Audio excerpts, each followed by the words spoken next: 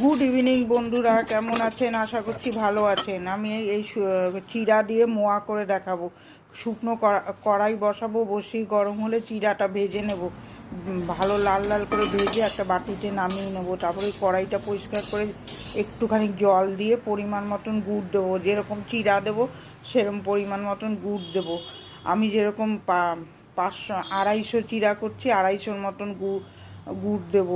ওরকম মতন গুড় দেবো। আপনারাও যেরকম চিড়া বানাবেন সেরকম আন্দাজেই গুড়টা দেবেন। দিয়ে তারপরে ওটা ভালো করে কড়াইতে খুন্তিটা দিয়ে নাড়াতে হবে যতক্ষণ সুতো না উঠবে।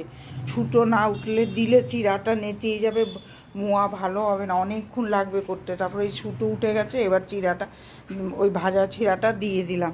দিয়ে তারপরে একটু নাড়াচাড়া করব। কড়াইতে প্রচণ্ড গরম হয়, তো গরম অবস্থায় করা যাবে না বলে বাটিতে একটু জল নিয়ে বসতে হবে। জল নিয়ে হাতটা একটুখানি জলের মধ্যে দিয়ে গরম অবস্থায় পাকাতে হবে, না হলে কিন্তু পাক ধরবে না।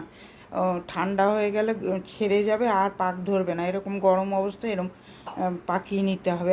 হাতে জল লাগিয়ে তাহলে হাতটা পুড়বে না। এই মোয়াগুলো করে আপনারা অনেক দিন স্টক করে রাখতে পারেন। ভিডিওটা কার কার ভালো লাগলো একটা লাইক দেবেন আর আমার পাশে থাকবে। টাটা।